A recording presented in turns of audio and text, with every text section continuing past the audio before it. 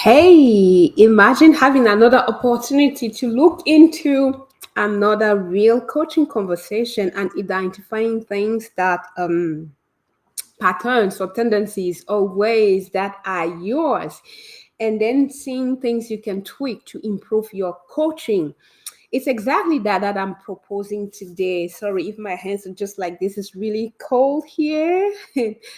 So you will see me drinking this, trying to keep myself hot. So I just wanted to let you know beforehand.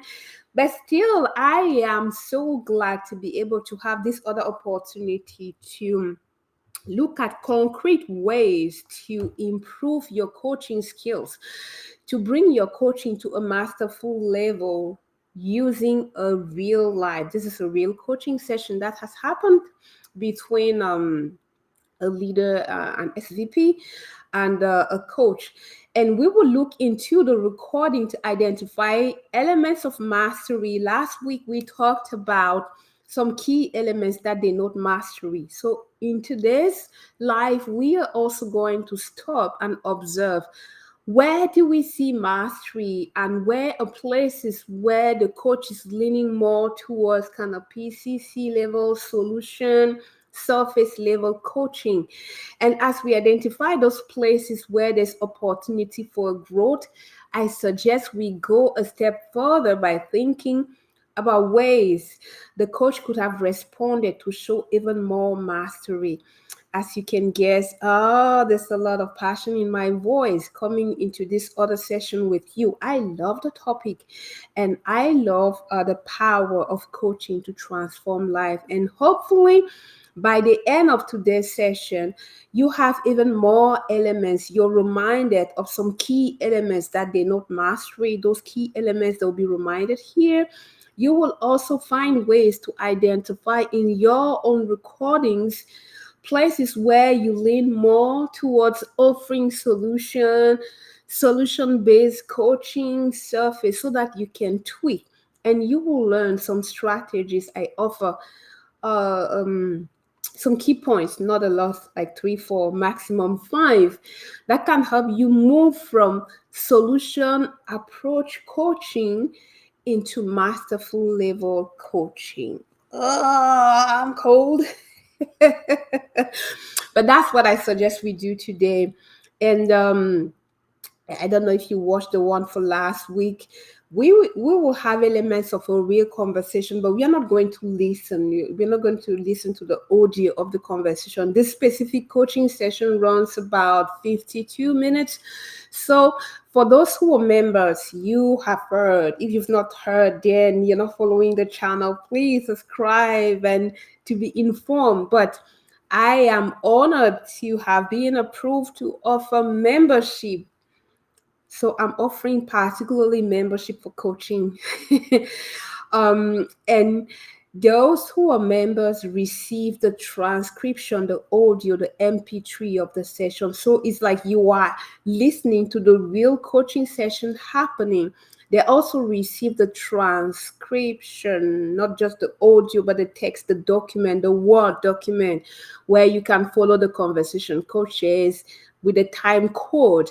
And you know by now that your assessment is the evidence. So I'm giving those documents because I want you to grow your muscles of learning, getting comfortable, becoming good at listening to your own recording and be able to say, I have a lot of evidence of presence, of evoking awareness, of powerful questions. Judith, why are you trying to speak so fast? No, it's because I'm cold. All is well. I'm grateful to be able to have this session with you. So, my aim in doing this is for you to really see concretely how you do that. So those who are member receive that audio, they receive the transcription, they also receive the comments and the slides. So even if you're watching this and you're not a member, I hope that as you continue to watch this, you convince that membership is worth giving a try. And I don't know if you saw it, but you're not tied to something forever, like just monthly thing you can cancel at all times. So my thing is, why not just get in and see? It could be something that will help you grow your mastery faster. Join a community of people who want to grow their skills, their experience, and who they are being as a coach.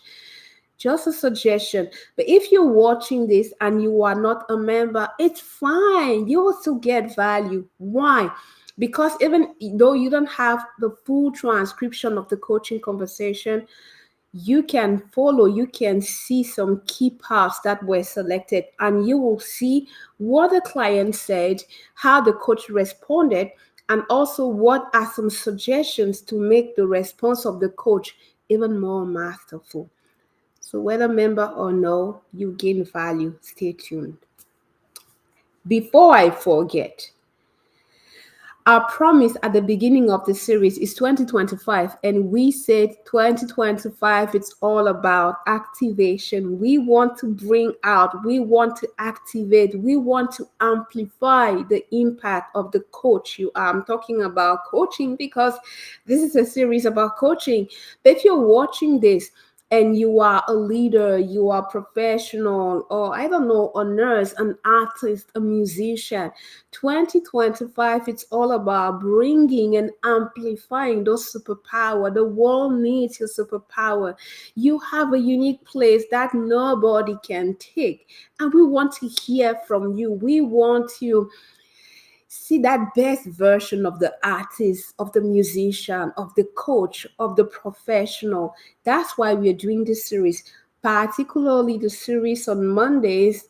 It's the last day for the series today. But for the last 12 weeks, we stopped to reflect on what is masterful coaching? What does that mean? What does that look and sound like? What are some elements that denote mastery? So in this last one, we will continue like we did last week to apply the things that were discussed before into a real life coaching conversation to like bring life the concepts that were shared. If you didn't watch, I really encourage you to watch the one for last week. It was great. A good call with analysis and with some suggestions on how to make that even more masterful. We talked about, I suggested, like 5 key things that denote mastery. We talked about presence.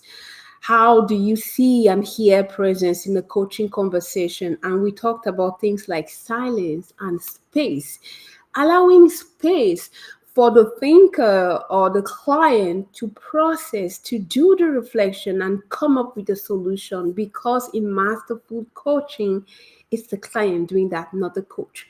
We talked also about things like um, evoking awareness, simple questions that bring the attention of the client or the coachee on who they are.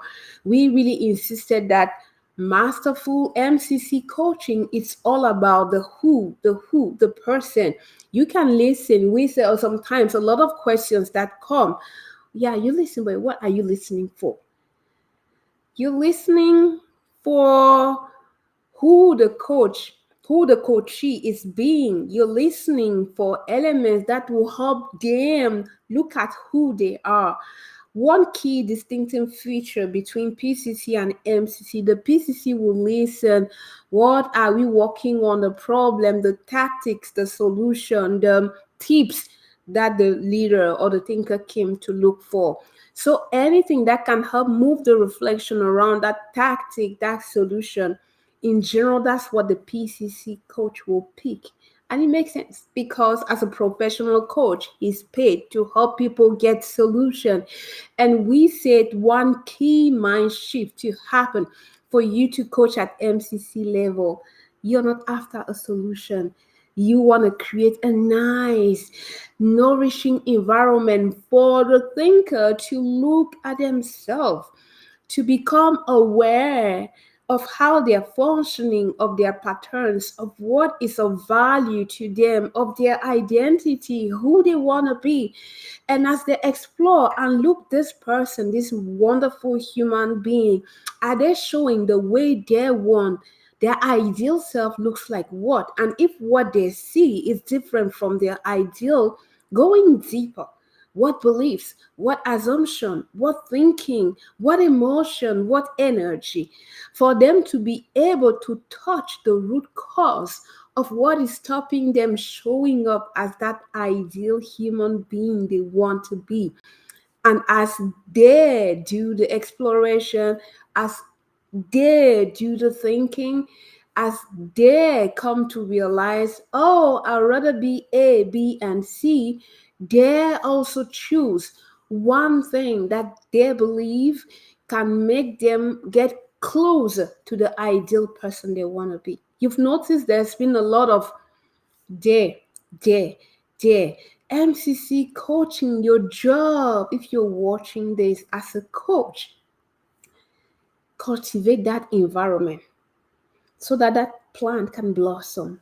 That wonderful human being can come up, can flourish, can grow. So it's not for you to tell them or do to them masterful coaching. You're not doing something to the coachee. In general, a lot of coaches I talk to, I myself included, we get into this profession because we want to help. Yeah, we want to help. We care about humans and we want to help them. But sometimes in our eagerness to help, we want to offer solution. We want to offer a tool. We ask questions to help them. They're not seeing, figure out. And that's where there needs to be a separation between the help you offer. Are you offering consulting help, mentoring help, coaching help? And being able to distinguish these various things is cool. At Masterful level, it's even more you in the coaching posture. Allowing, we want to see partnership. One of those things that we talked about last week, partnership is a trademark of mastery. The coach is here, the client is here. At Masterful level, we want to see presence. You are there, not lead, you're just there with the client or the thinker. So we will be reminded of some of those key things we talked about last week, and then get into the conversation, look into the conversation. I'm proposing a real life conversation that happened between an SVP and a coach. The coach did a great job, but we want to identify in that conversation some elements that really show mastery and some things that the coach could have done to go even deeper further. So, Judith, stop interpreting. We will. Let's get into the real thing. I think I said it. We're not going to listen to the audio. We'll break down a real coach, and we will share some strategies to really help you move from a solution-focused approach to a real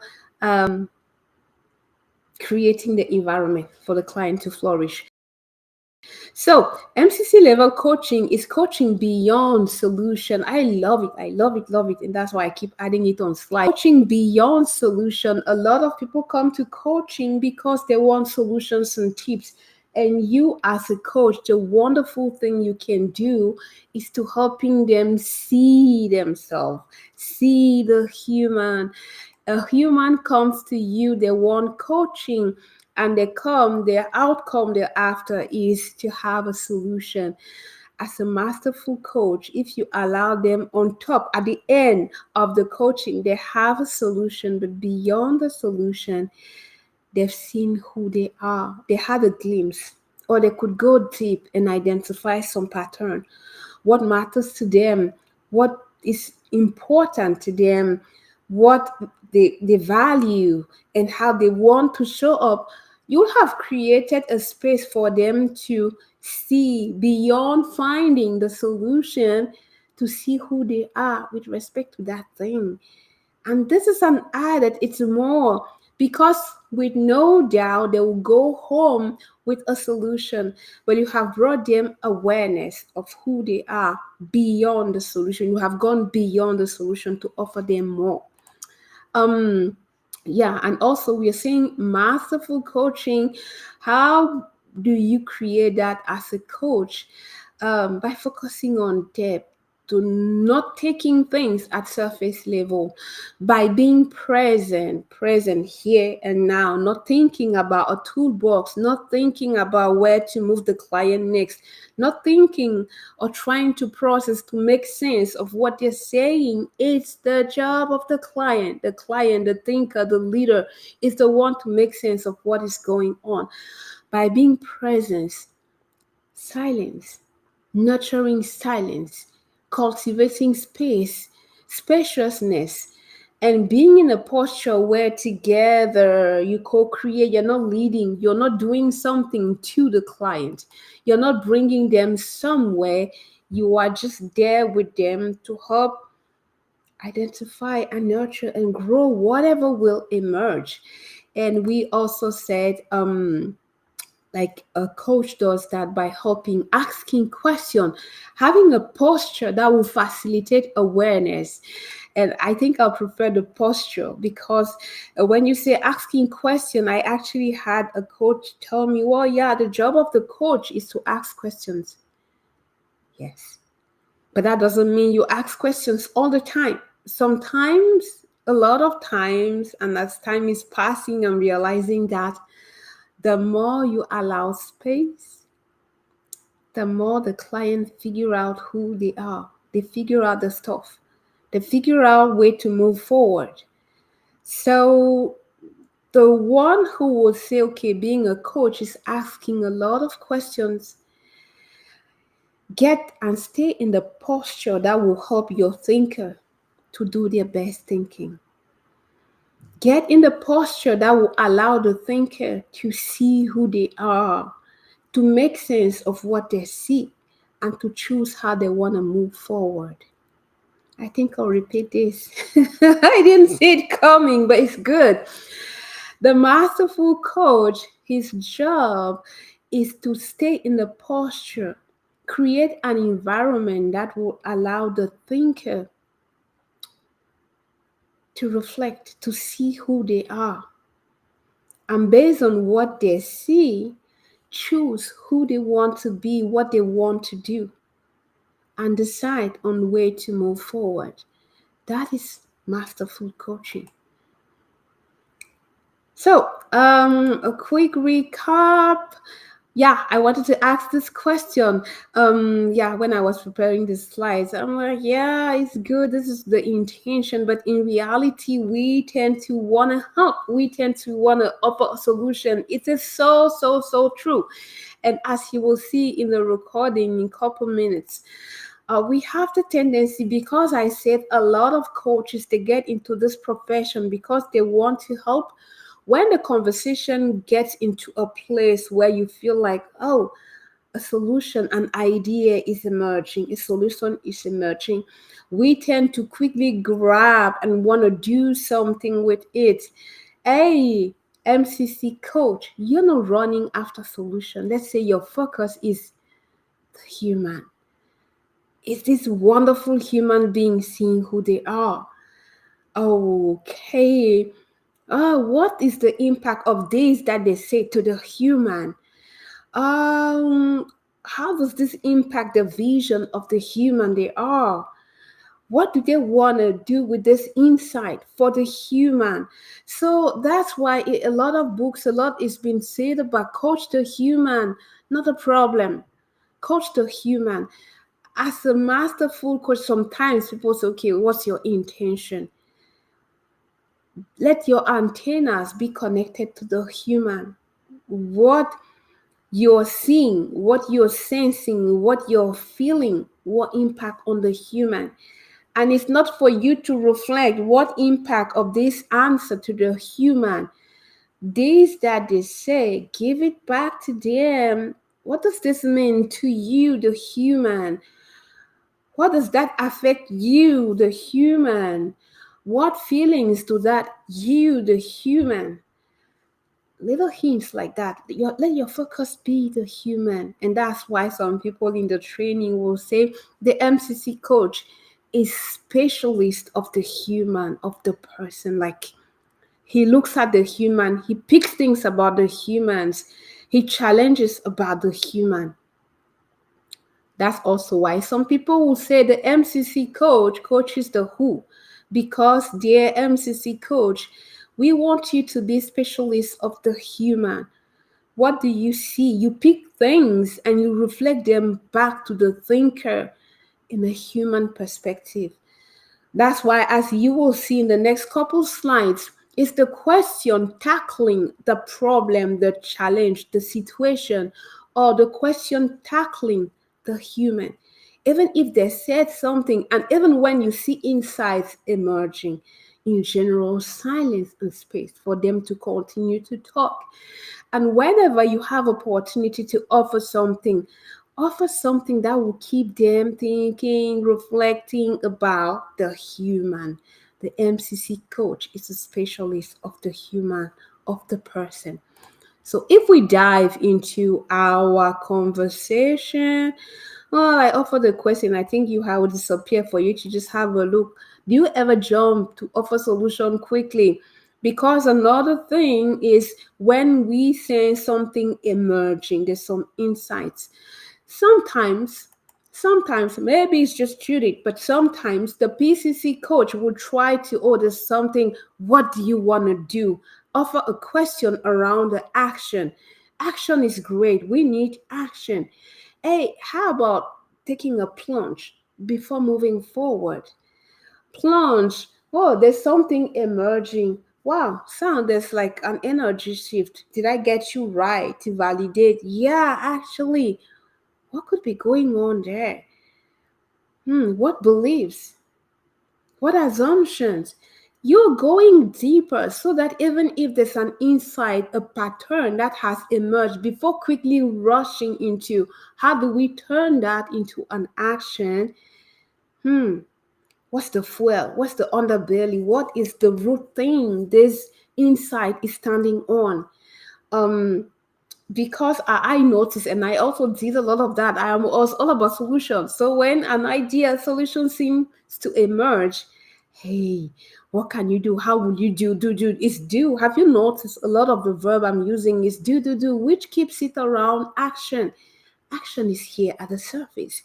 Go below, take the plunge, take the plunge. When you end the conversation and you feel like something starts to happen, bring them down. What beliefs? Emotions, energy, assumptions, value, importance, identity. These are wonderful questions that will cause this beautiful human to stop and reflect. Oh, the inside value. Yeah, my value. You created a moment for this person to stop and think about their values. What beliefs? Oh, I never thought about it in great. So when you think about it, what assumption could make you think that you absolutely have to be the best? Sometimes you pause. I never thought zip and silence. Don't try to do or say something. Allow them to sink into the thinking. And that's where the wonderful gift of presence, space, and silence will allow your thinker to go deeper, will allow. So before passing, I offered that question because when I was preparing the slides, I noticed that, yeah, in the conversation we're going to explore, you will see a lot of that. When things are emerging in the conversation, the coach tend to, okay, what would you do different? How would you be brave? What does that mean? What do? But before do, there's be. Who do you want to be? And the being is influenced by the thinking and the beliefs. So the more you go deeper, the greater the chance for the person to go and unlock and find the assumptions and the thinking that have been influencing how they are being. And if they want to create something different, which is the doing, understanding what is influencing the current being will have a bigger impact. I hope it makes sense. It's like I'm confusing being, doing. But essentially, to summarize, as you will see, in as much as possible, let your question allow for depth? When they say MCC coaching, is depth the underlining? Have we explored what is going below the surface, below what the thinker or the leader is saying? What is going? And you will see in the conversation there has been a lot of opportunities for that. But this coach was like high level PCC, because they provided a lot of value, as the coaches said when they were recapping.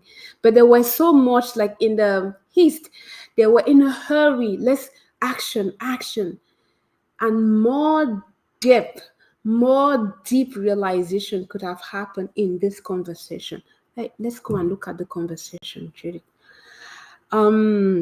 Yeah, and some strategies to really help move from, this solution focus kind of coaching, where, okay, I need to provide value, we have 35 minutes to provide the value. I offer 3 strategies here. 1, pause, slow down, pause.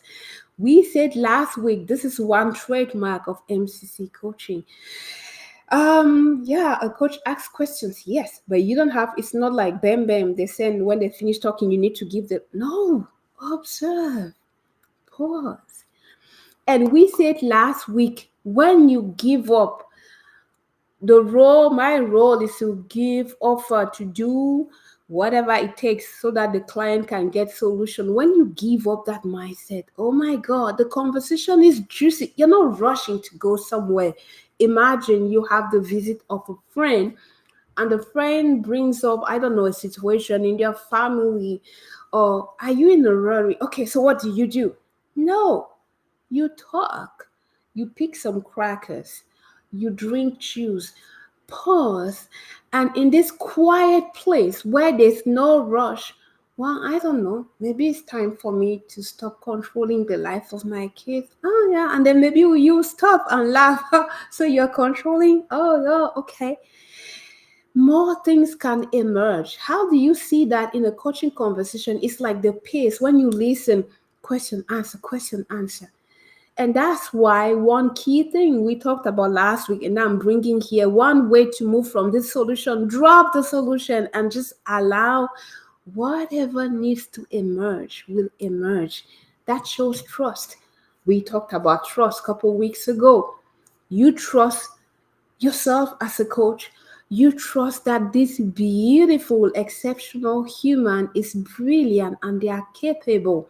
And you trust that even if it's 15 minutes, what needs to come up will come up. Um, People in Christian media will say faith. You have faith that whatever needs to arise will happen. And faith in general produces results. So strategy number 1, slow down. You're not in a rush. Just in the moment. Some other people, mindfulness, in the moment. Be here and now. Just be here. Trusting that wherever you can be, whatever needs to come up will come up. Strategy number 1. Strategy number 2, ask more questions. This second strategy will help you achieve what I was saying a couple minutes ago. Depth. Go deep, deep, deep, deep. Ask more questions. What could be the reason? What is happening now? What beliefs? How can you, especially what comes after, if what comes after how is an action verb, you're already thinking about crafting the action. Don't go that. It's good when, the core competency aid facilitating, learning. It's good. How is good? How will, but don't go there very fast, because if as soon as something emerges, you go into the how, it's kind of, you're quickly running to the solution again. You're running into an action. Action is needed, is excellent. We say coaching is moving from point A to point B, but don't quickly rush into how to action before going and exploring the underbelly, exploring the deeper thing, exploring the subconscious, exploring the deeper thing going on. As you go deeper, you allow this person to see themselves and become aware of something deeper. And the deeper you go, the bigger and long-lasting the transformation is.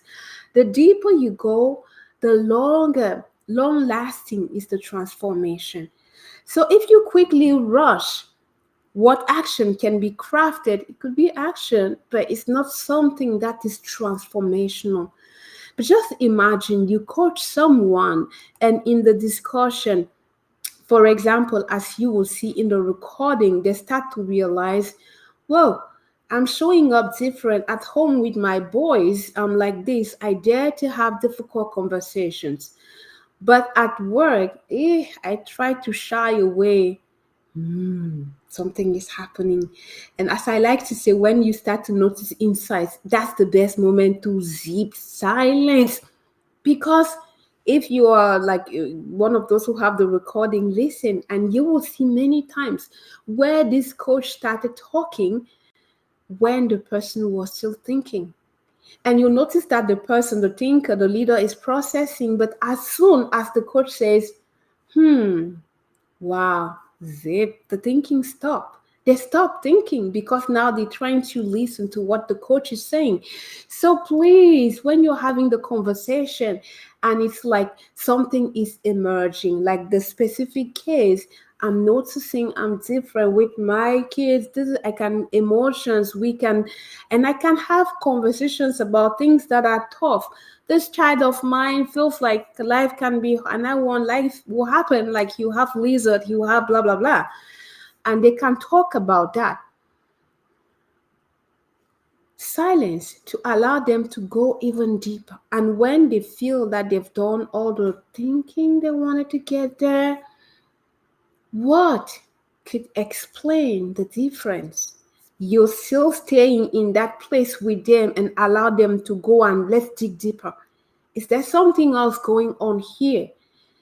Oh, with my kids, da, da, da. What assumptions, what beliefs, what emotions? Each of these questions allow to go and dig and uncover and peel another aspect of the onion of what is going on.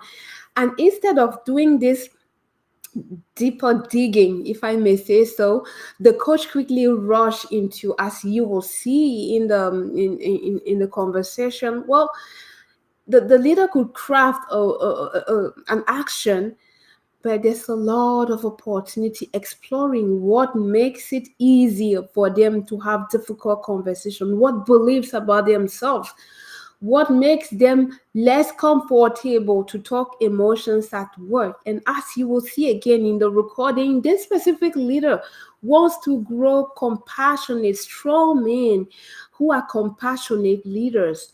So compassion, empathy, inspiring is what they want for their kids. But at work, they shy away from emotions. It's kind of different. What explains the difference? What could make them, who do they want to show up like with their kids, or do they like what they see about them at work? And coaching at MCC level, it's a wonderful gift that you can offer to your thinker to allow them to go and look at themselves like that. That's why we say MCC coaching allows transformation beyond solution. At the end of the conversation, this coach, this leader went home with some action item for both how she will show up as a parent, but also how she will show up with her leadership team. But there were opportunity for even deeper exploration. And these are the strategies I suggest to do that. Slow down the conversation, pause it. You're not rushing. Whatever needs, you trust you. You trust the process. You trust the client. Asking more questions that will go for depth, to go for depth before moving depth. And creating space for exploration. Space is, have you noticed, space is silence, is presence. Number one, slowing down is presence. Trusting the client, core competency, trust the client, trust the process. So, and I feel like offering you now just to reflect on where you are and how is your coaching. How would your coaching be different? I will disappear so that you fully see the question. If you fully, completely trusted your client, how would your coaching be different if you really, I mean, really fully trusted the client? How would your coaching be different if every time when you start that going, hey, you know, you trust, you look at this beautiful human and you know that they are brilliant, they are capable, they can figure out, they have what it takes to identify the next thing. They have what it takes to achieve the transformation, the growth, the strategy to find that outcome that they mentioned at the beginning. For me, this question made me realize, even though I shout a lot about, oh, empowerment, empowerment, but there were a lot of my responses when I analyzed my transcript that didn't show trust. Simple example, oh my God, 20 minutes in this and we don't have an agenda. I don't trust the client to drive this to a right end. Lack of trust. If I fully trust the client, I'm not trying to do for them. I'll ask, what's coming up? What do you want? Where else from? If you fully trust that this person you're talking to, they are capable, they can figure out, they have what it takes, they are capable of making something out of all these elements, how would you show up different? For me, I had to work on really trusting them. But when I trust them, I see the conversation is different. There's no weight on my shoulders. It's not a cheated thing. This brilliant person, they know. This brilliant person feels. This brilliant person can make the link themselves. Are they not seeing or they will see? You see the shift that is, if you fully trust the leader, you trust that professional, you trust that person you're coaching, how will your coaching be different? For me, it was different. It removed the weight and it helped to pause, to bring down, to slow down the conversation. As I was giving the example, it's like a friend. Hey, they figure out. So what comes up? There's no weight. It's more like a friend to friend conversation where I'm holding a space to help them think. There's so much power if you fully trust. That's why the question, when I offer the 4 strategies I'm offering to you to help move from solution focused coaching to MCC level, pause, think deep, question what is below, what assumption, what belief, what emotion, what value, what makes depth. And when they have figured out the depth, now how do they want to move forward from this place of depth or root cause analysis? Strategy number 3, space, which is silence.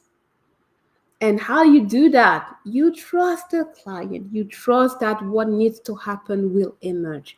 So let's go and look at how it looks in the conversation I'm proposing.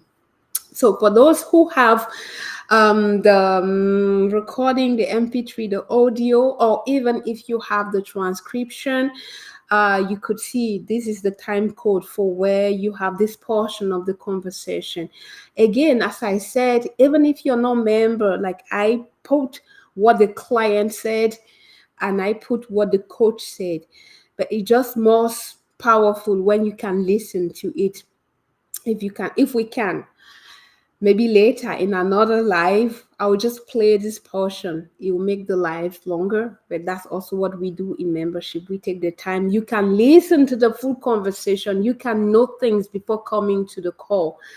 But if you have that document around the 6 minutes and 8 minutes, something happens there.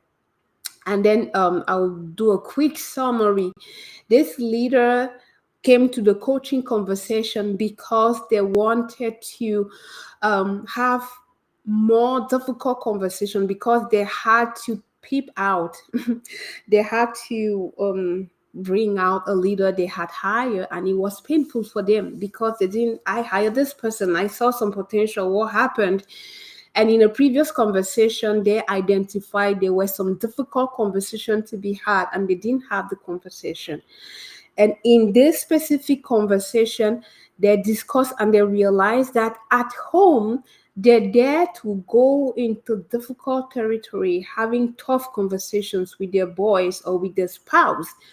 But they notice that they tend to shy away from this kind of conversation with their leadership team. This is an SVP, so they have VP and some senior directors under them. So in this specific place in the conversation, they've done the processes and reached a place. Well, they previously in minute 4 and 5, they're talking about how they're being with the boys. For example, the boys, one of the boy brought this conversation. It was painful. They feel like life is tough. Da da da. We could talk about their emotion, and they realize at that point that they are showing up differently at home with their kids than the way they're showing up at work with their leader. And the coach asked the question, okay, what's coming? And they say brave.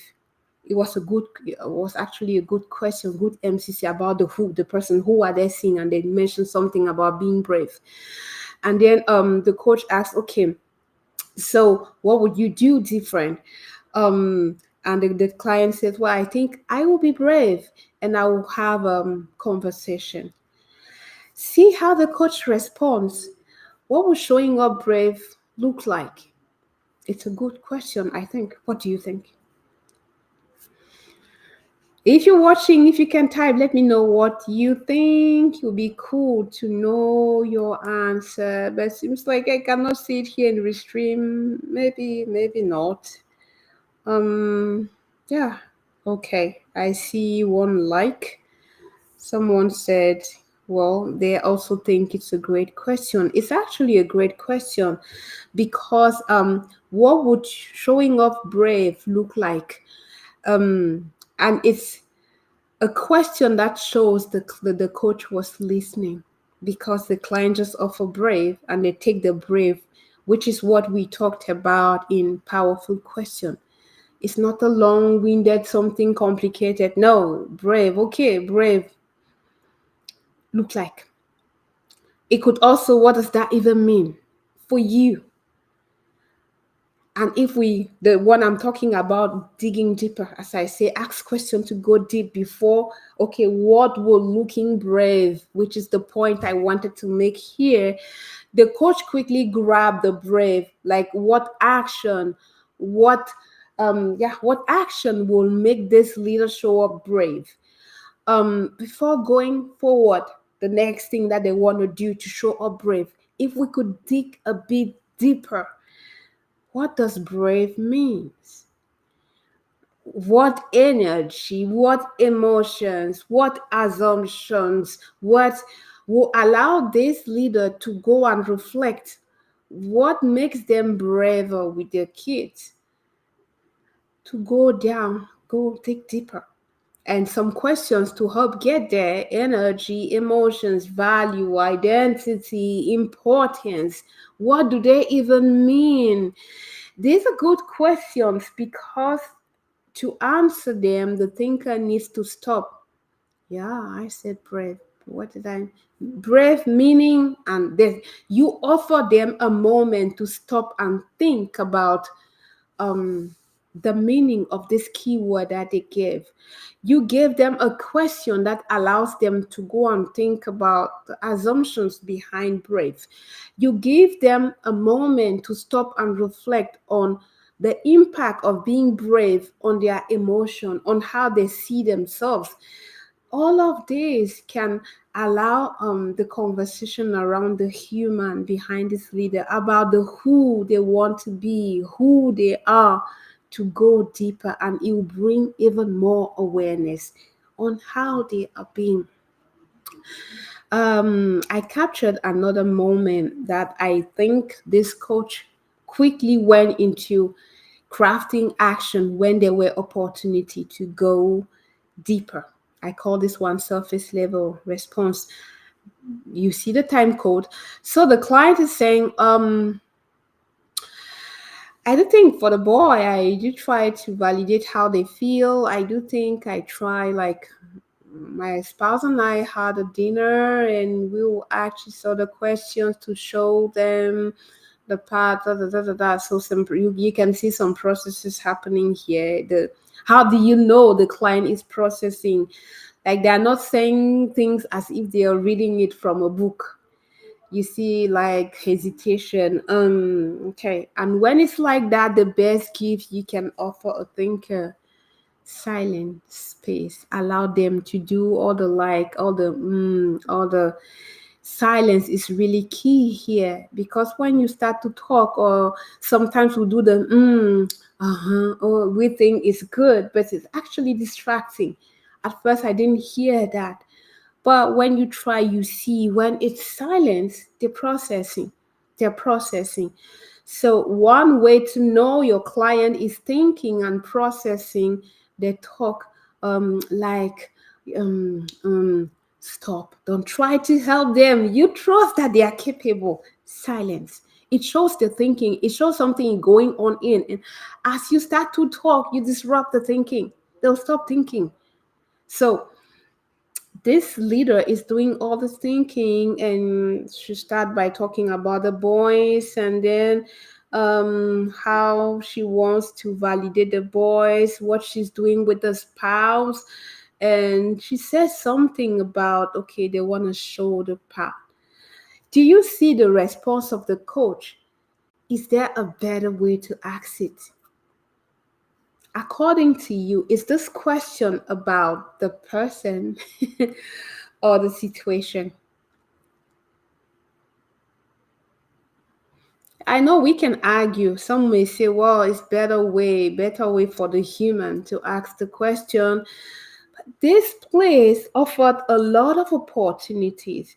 I think the boy, the feeling, that you can see that there's a lot going on for this thinker. And just stopping, allow, yeah, as I said, silence and space. Um, but allowing them a question to help them reflect what makes it important for them to show the path. What is the driving thing behind this thinking? What makes it important for them and their spouse to model this for their boys? Why that and why now? And what emotions arise as they're doing all this thinking about their, especially this leader who doesn't like to talk about emotions? What beliefs might cause them to act that way? These are all questions that will allow to move from surface level to depth. And if you listen, go back again. Oh, I'm thinking about the boy, validate, You're here, my son, you're trying to model, What are you hearing here? I'm hearing a lot of processing. I'm hearing something about the boys. I'm hearing something, an impact they want to have in the life of their kids. I'm hearing some reflection and exploration. Allowing, again, as I said, when you hear this going on, the best gift you can offer the thinker is silence. I also picked another place in this conversation that could be a juicy discussion. This part, I call this solution focused questioning. Because again, if we move from here where they talk about the boy, they're trying to model, they're trying to make something of their boys. These are white young boys growing in kind of a privileged environment, but they want their boys to be compassionate, even if they had a lot to grow, to still be leaders who see and value all sorts of humans. And that's why, as the conversation continues, somewhere the leader will say, well, we want, the leader and her spouse, they want their boys to become strong and compassionate men. You can hear the yearning. You can hear what is, and they say extra important. Did you capture that? Extra important. Hey, you could just bring back, I heard extra, so you added an extra to important. What makes it extra important? And they'll stop and reflect actually what is going on. um and what assumptions are there? Any assumptions around the boys? What assumptions are they making? And if we bring it back to the bigger context of the conversation, they're showing up a certain way with the boys and in a different ways at work. What assumptions with the boys and what assumptions with people at work? And they say they want this for the boy. What beliefs? What beliefs? Have you noticed that assumptions, belief, thinking, emotions, importance are all words that will cause this thinker to go and think deeper and dig deeper? Not just surface thing, this is what is going on. I can talk about this with my boys, but I can talk about this with my leadership team. So these are some words that will help with depth. Is there a last one? Because I'm told I have like 5 minutes to go. Let's do this last one. Um, the client says, I think with my boys, I do try to validate how they feel. Oh, wow. Do you see the realization? I do think I try like my spouse, a way to have the conversations. So this person, after all this processing so far in the conversation, they realize it's important for them to validate how the boys feel. What parallel with the leadership team at work? Having listened to all the conversation, it could have been another good place here for the coach. Oh, I hear validate is really important to validate how they feel. How about how your leadership team feels? Maybe they never thought about that because later on in the conversation, they will admit that they prefer to shy away from talking feelings at work. Here, could this be one reason why they're comfortable having difficult conversation at home and shying away from that at work? In this specific instance with the boys, it's important for them to validate the feelings. How are they doing that? This could be one insight. Well, they make space and it's important. They care about validating the feelings of their boys. What would be different if they validate the feelings of their leadership team? What would that mean? What meaning for them? What makes it even important for them to validate how their boys feel? You see, the kind of question will allow them to see the different, their value, their love, their important. Their boys are important. Is it the same level? So do they want to show up the same way for their leadership team as they're showing for their boys? And what would be different if they actually validated the feelings of these people on their leadership team? How would things be different if they dare the person that they're peeping out of the leadership team, if they stop to validate how they feel? All of these are questions that will allow the leader to get curious about how they're showing up and what could be the reason. Here they came up is because they want to validate, and what is behind that need to validate the feeling. Well, maybe it could be love. They love the boys and they want the boys to feel important, seen no matter what.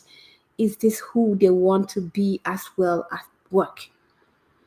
So these are some questions that can help. I think I'll bring back the slides on the strategies I'm offering to really move from the solution approach to really MCC coaching. Slow down. You're not rushing the thing. Ask questions that will challenge the depth. What beliefs, what assumption, what thinking, what emotions, what makes that important, what values.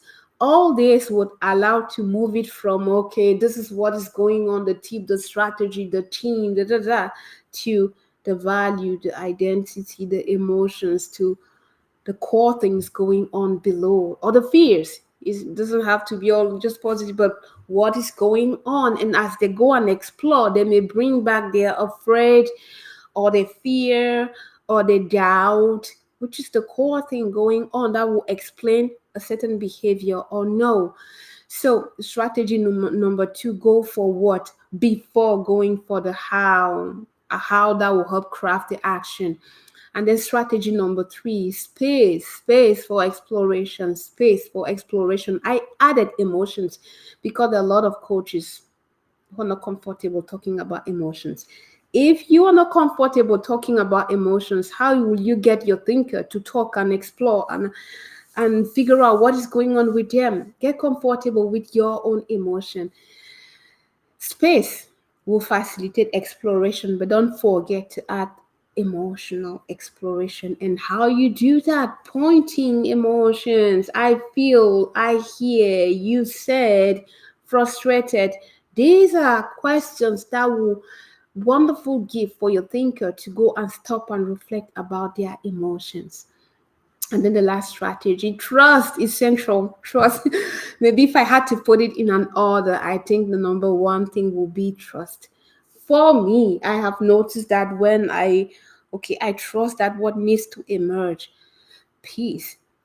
Trust will help slow down the conversation, and as we slow down, it will allow for space for exploration, for listening, for discovering.